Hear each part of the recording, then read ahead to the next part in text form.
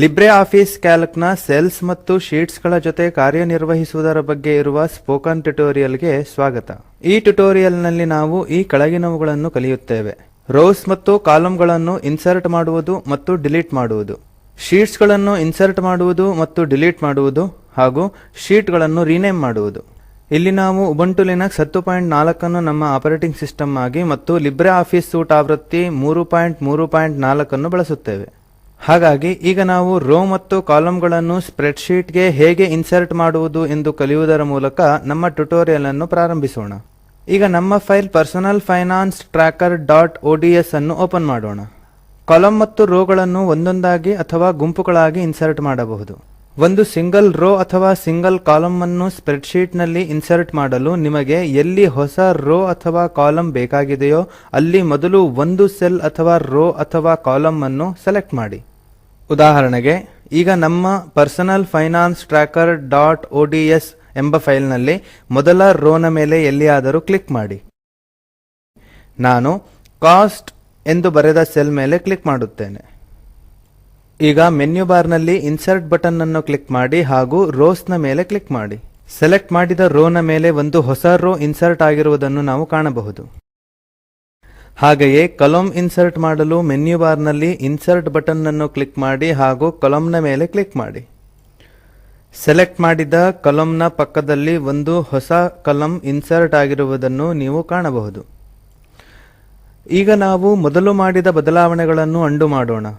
Column ಅಥವಾ rho ಅನ್ನು select ಮಾಡಲು ನೀವು ಕಾಲಂ ಅನ್ನು ಗುರುತಿಸುವ ಆಲ್ಫಾಬೆಟ್ ಕ್ಲಿಕ್ ಮಾಡುವುದರ ಮೂಲಕ ಕಾಲಂ ಸೆಲೆಕ್ಟ್ ಮಾಡಿದ್ದಾದರೆ ಅಥವಾ ರೋ ಅನ್ನು ಗುರುತಿಸುವ ಸಂಖ್ಯೆಯನ್ನು ಕ್ಲಿಕ್ ಮಾಡುವುದರಿಂದ ರೋ ಸೆಲೆಕ್ಟ್ ಮಾಡಿದ್ದಾದರೆ ರೈಟ್ ಕ್ಲಿಕ್ ಮಾಡಿ ಡ್ರಾಪ್ ಡೌನ್ ಮೆನ್ಯುವಿನಲ್ಲಿ ಕಾಣುವ ಇನ್ಸರ್ಟ್ ಕಾಲಂ ಅಥವಾ ಇನ್ಸರ್ಟ್ ರೋ ಅನ್ನು ಆಯ್ಕೆ ಮಾಡುವುದರ ಮೂಲಕ ಸೆಲೆಕ್ಟ್ ಮಾಡಬಹುದು.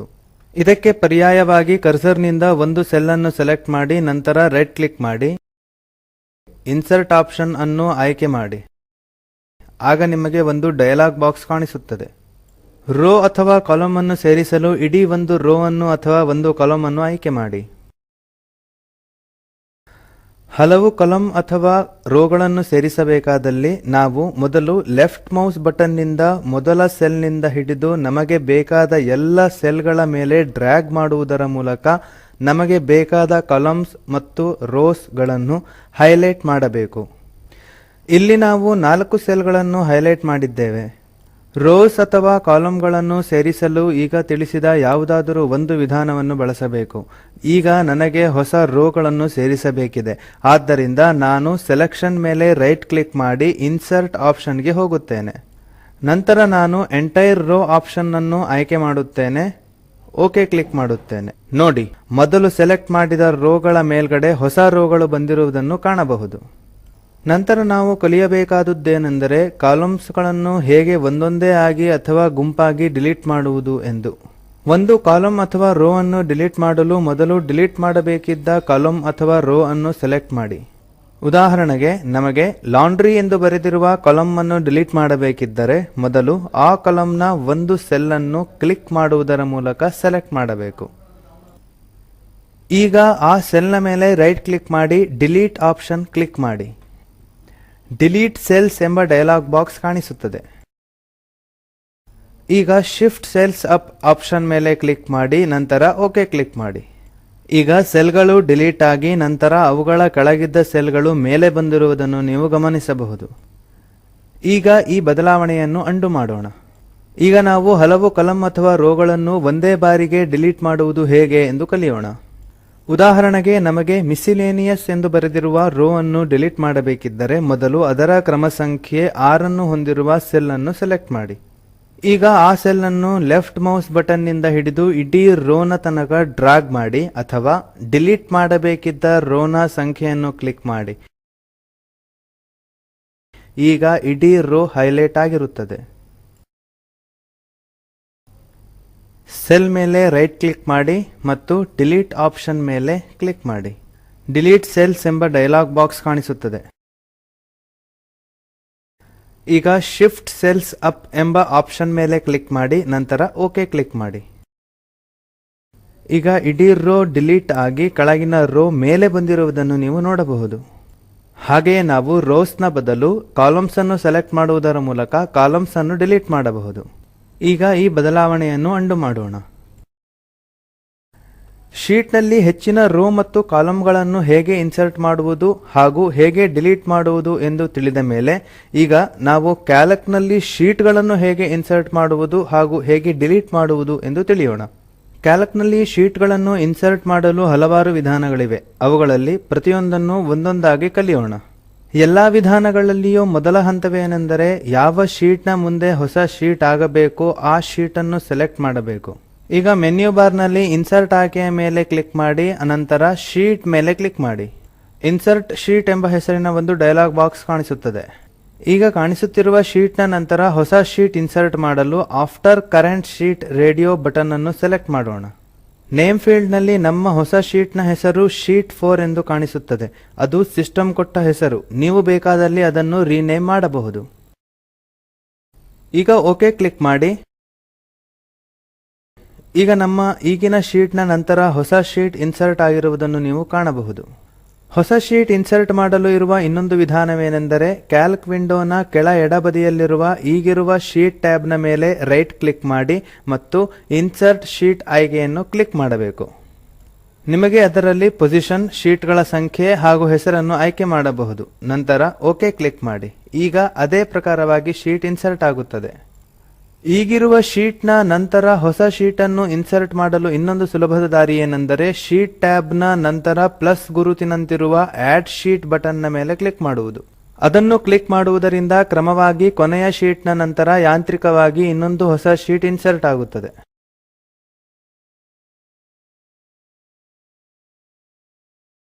ಇನ್ಸರ್ಟ್ ಶೀಟ್ ಡೈಲಾಗ್ ಬಾಕ್ಸ್ ಉಪಯೋಗಿಸಿ ಹೊಸ ಶೀಟ್ ಇನ್ಸರ್ಟ್ ಮಾಡುವ ಕೊನೆಯ ವಿಧಾನವೇನೆಂದರೆ ಕೆಳಗಿರುವ ಶೀಟ್ ಟ್ಯಾಬ್ ನಲ್ಲಿ ಆಡ್ ಶೀಟ್ ಪ್ಲಸ್ ಗುರುತಿನ ನಂತರ ಖಾಲಿ ಜಾಗದಲ್ಲಿ ಕ್ಲಿಕ್ ಮಾಡಬೇಕು.